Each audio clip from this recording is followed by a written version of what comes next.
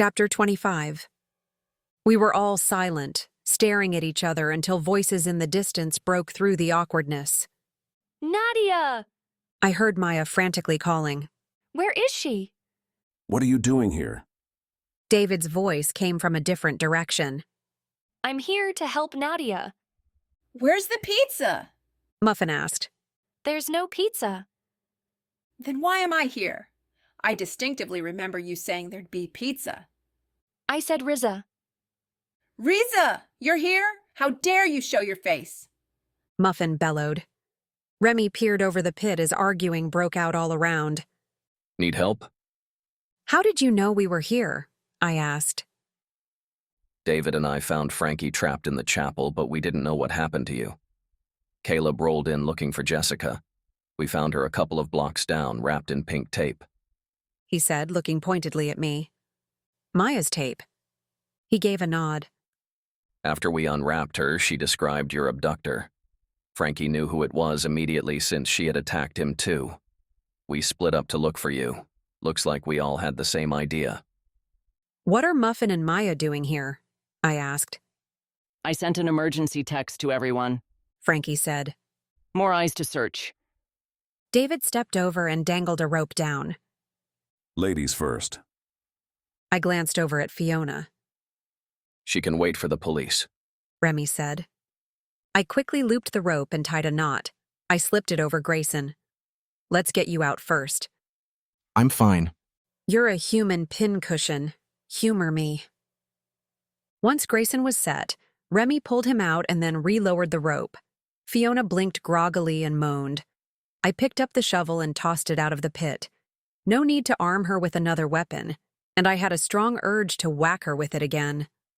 I slipped the rope around me and held on tight while I was lifted out. Remy steered me away from the edge and into mayhem. David and Maya were arguing. Mark and Pinata had shown up at some point and were arguing with Frankie and Muffin. My head was splitting, and why was Jessica free? Remy escorted Grayson into the house. Caleb pierced me with a hard stare before turning on his heel. Wait, I called. Caleb, wait. He stopped but didn't turn. I caught up with him, grasping his arm. He tugged free. Don't do this, Caleb. Don't shut me out. It seems you made your choice, he said with a steely edge. I did. He made an attempt to leave. It's you. Caleb, I love you. I want to be with you. Then why were you kissing Grayson? Don't lie to me, Nadia. I don't know what you want from me, but I'm tired of being strung along. He stepped away. I'm sorry. He continued his path. Can't you forgive me? I asked. No comment. He just kept walking. You owe me a favor, I shouted to his retreating form. He turned with a dark brow. I want my favor. What's the favor? He asked with the same steely voice. I want you to forgive me. He shook his head and turned. You owe me a marker, I said pleadingly. You owe me this favor. He stopped again and stood perfectly still. I pride myself in paying off all markers, but I can't do what you ask. Not this time. You didn't pay either of my markers, I stated. Anger, hurt, and panic swirled in my chest. Jessica will have a check to you by tomorrow morning. She's not going to jail? I asked.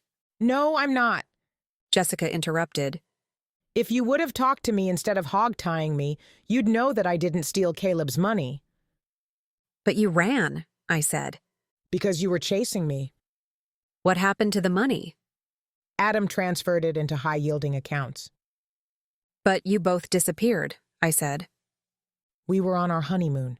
We didn't have cell phone service. We just returned today. Why didn't anyone tell Caleb? I did. She stared pointedly at him, his icy facade chipped under her judging eyes. He never listens to me. Your brother didn't know you were on your honeymoon, I said, still not convinced. It would be easy to blame Caleb. He never listens to Jessica, and everyone knows it. My brother and I don't talk. Adam and I eloped. It was very romantic. Oh. I'll stop by tomorrow with your check. She snipped and tossed her long, dark hair back. I'm staying at Sergio's, I said numbly. Text me the address. She said, handing me a business card. Caleb, let's go. I've had enough for one day. Caleb's eyes caught on mine before he turned and walked away. I let him. Let him go, I told myself. Let him go.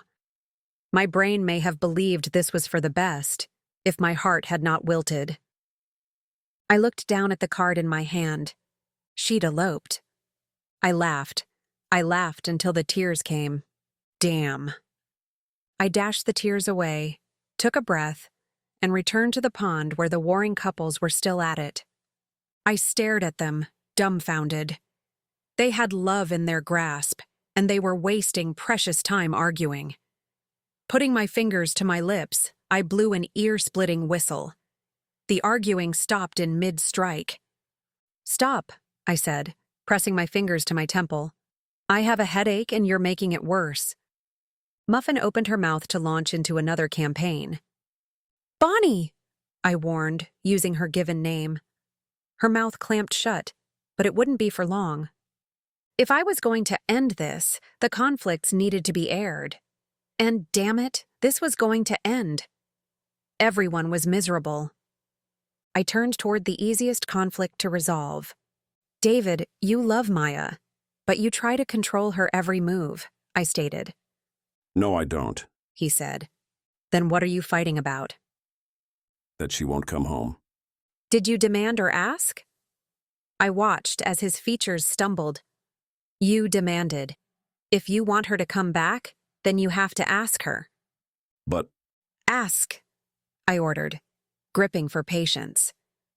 The look he shot at me was not one of someone who was going to surrender quietly, but he surprised me when he turned to Maya and gently asked her to return home. She said yes, and he hugged her tight. Don't hurt the baby, I scolded. Baby. He pulled back with wide eyes. Maya, are you? She grinned. I turned to the next couple, ignoring the makeup kissing going on between Maya and David. It was sweet, but if there was going to be makeup kissing, I wanted it to be all mine. Frankie. He shifted uncomfortably. You liked living and working with Mark. I put up my hand to silence him. I know you did. You only put an offer on Mark's building so that he could be free. It was a self-sacrificing move.